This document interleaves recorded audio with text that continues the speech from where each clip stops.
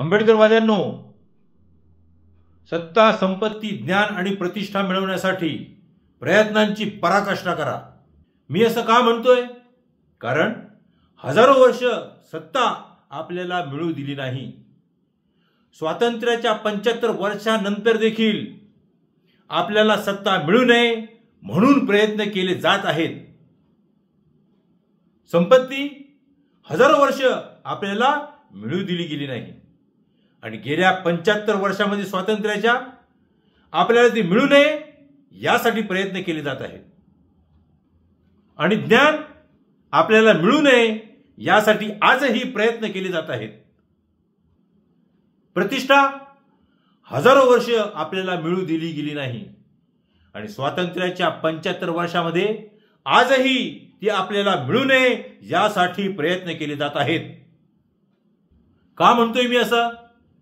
कारण सत्ता हीच आपल्या प्रश्नांची, सगळ्या प्रश्नांची चावी आहे. कारण सत्तेमुळेच आपल्या सगळ्या अभावग्रस्तांचे प्रश्न हे सुटणार आहेत. कारण सत्तेमुळेच तुमची आमची गुलामी नष्ट होणार आहे आणि या सत्तेमुळेच तुमचे आमचे लाजिरवाणे जिणे नष्ट होणार आहे. चुकीचा ट्रॅक पकडून आयुष्य वाया घालू नका. एका आयुष्यामध्ये मोठा तीर मारायचा असेल तर सत्तेचं गणित आपल्या हातात घ्या. बाबासाहेबांनी बोलून ठेवलंय, आयुष्य लहान असलं तरी चालेल पण आयुष्य महान असलं पाहिजे. आपल्याला सत्ता कशाला पाहिजे? आपल्याला सत्ता वंचितांच्या भल्यासाठी पाहिजे. आपल्याला सत्ता वल्नरेबल जो माणूस आहे त्याला उभं करण्यासाठी पाहिजे. आपल्याला सत्ता ब्रोकन मॅन हा जो शब्द वापरलेला बाबासाहेबांनी त्या ब्रोकन मॅनला पुन्हा एकदा आयुष्यात उभं करण्यासाठी पाहिजे. आंबेडकरवाद्यांनो, संपत्ती मिळवण्यासाठी प्रयत्नांची पराकाष्ठा करा. का पाहिजे संपत्ती? कारण हजारो वर्ष ती आपल्याला मिळू दिली गेली नाही. काय अवस्था होती आपली? घरामध्ये खायला अन्न भरपूर होतं का?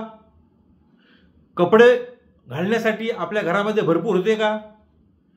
जी घरं बांधली गेली ती तुमची दगडांची होती, मातीची होती, कशा प्रकारची होती ही तुम्हाला आम्हाला माहिती आहे. आजारी माणूस पडला तर आजारपणासाठी ज्या गोष्टी लागतात त्या आपल्याला उपलब्ध होत्या का? शिक्षण घ्यायचं असेल तर शिक्षण तुम्हाला उपलब्ध होतं का? तुम्हाला कोणत्याच प्रकारच्या सुविधा या हजारो वर्षापासून उपलब्ध नव्हत्या. परंतु आता स्वातंत्र्यानंतर बाबासाहेबांनी जे संविधान लिहिलंय त्या संविधानाच्या चौकटीमध्ये आपण सत्ता, संपत्ती, ज्ञान आणि प्रतिष्ठा पुन्हा एकदा मिळवू शकतो. आंबेडकरवाद्यांनो, ज्ञान मिळवण्यासाठी प्रयत्न करा. हजारो वर्ष ते तुम्हाला मिळू दिलं गेलं नाही. गेल्या 75 वर्षामध्ये देखील ते तुम्हाला मिळालं नाही. भारताच्या संविधानामुळे ते हळूहळू तुम्हाला मिळत आहे. परंतु ते मिळवण्यासाठी जो प्रयत्न केला पाहिजे तो प्रयत्न तुमचा आमचा कमी पडतोय.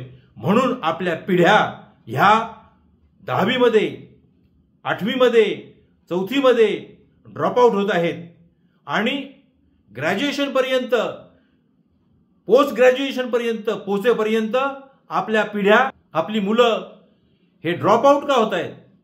वर्गाच्या बाहेर का फेकले जात आहेत? याचा तुम्ही आम्ही विचार करणं गरजेचं आहे.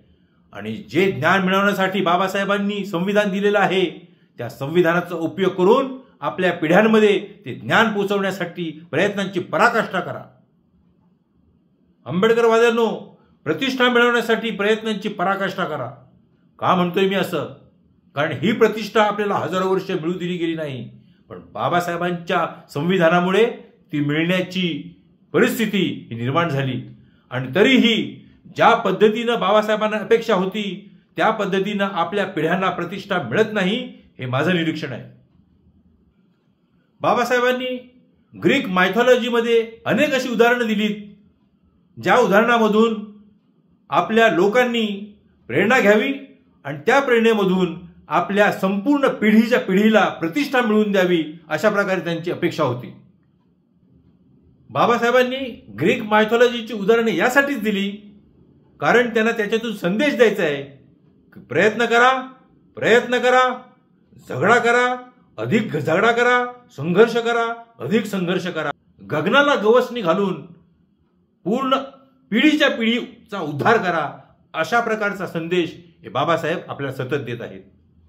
आणि म्हणून मला पुन्हा तेच सांगावं लागेल, बाबासाहेबांनी जी संविधानाची चौकट दिली त्या चौकटीचा आधार घेऊन आंबेडकरवाद्यांनो, सत्ता, संपत्ती, ज्ञान, प्रतिष्ठा मिळवण्यासाठी प्रयत्नांची पराकाष्ठा करा.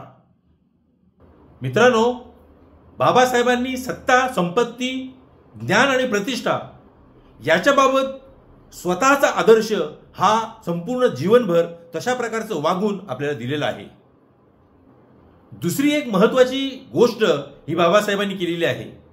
बाबासाहेबांनी आपल्याला बुद्ध देऊन संपूर्ण जगामध्ये जी बौद्ध राष्ट्र आहेत त्या बौद्ध राष्ट्रांसोबत आपल्याला आंतरराष्ट्रीय पातळीवर कसं जोडलं जाता येईल याची देखील त्यांनी काळजी घेतलेली आहे. आज आपण 2025 या सालामध्ये जगत आहोत. याचा अर्थ असा होतो की जग हे एक खेडं झालेलं आहे. जग हे एक खेडं होईल असं नाही, तर जग हे एक खेडं झालेलं आहे. विज्ञानाच्या प्रगतीमुळे जग हे 192-93 देशांमध्ये पसरलेलं असलं तरी त्यानं एक खेड्याचं रूप घेतलेलं आहे. सत्ता मिळवण्यासाठी जसा प्रयत्न आपण भारतामध्ये, महाराष्ट्रामध्ये, मुंबईमध्ये करू शकतो, तसाच प्रयत्न हा जागतिक पातळीवर युनोच्या कक्षेमध्ये देखील आपण करू शकतो. भारतीयांनी जगाच्या कानाकोपऱ्यात वेगवेगळ्या देशांमध्ये प्रवेश केलेला असून त्या प्रवेशामध्ये जेव्हा ते अमेरिकेमध्ये असतात तेव्हा ते अमेरिकेमध्ये संसदेमध्ये जाऊ शकतात. जेव्हा ते इंग्लंडमध्ये असतात तेव्हा इंग्लंडच्या संसदेमध्ये जाऊ शकतात. जेव्हा ते कॅनडामध्ये असतात तेव्हा ते कॅनडाच्या संसदेमध्ये देखील जाऊ शकतात. याचा अर्थ सत्ता ही फक्त भारतापुरती मर्यादित नाही, महाराष्ट्रापुरती मर्यादित नाही, नगरपालिकेपुरती मर्यादित नाही, तर जागतिक पातळीवर आपल्या सगळ्या आंबेडकरवाद्यांना ही खुली झालेली आहे. संपत्तीच्या बाबतीत देखील आपण असंच म्हणू शकतो. संपत्ती ही आता ग्लोबल होऊन मिळवता येऊ शकते. नोकऱ्या फक्त भारतामध्ये उपलब्ध नाहीत, नोकऱ्या फक्त महाराष्ट्रामध्ये उपलब्ध नाहीत, नोकऱ्या फक्त मुंबईमध्ये उपलब्ध नाहीत, तर नोकऱ्या या जगाच्या 192-93 देशांमध्ये उपलब्ध आहेत. कॅनडामध्ये जाऊन आपले आंबेडकरवादी नोकऱ्या करू शकतात.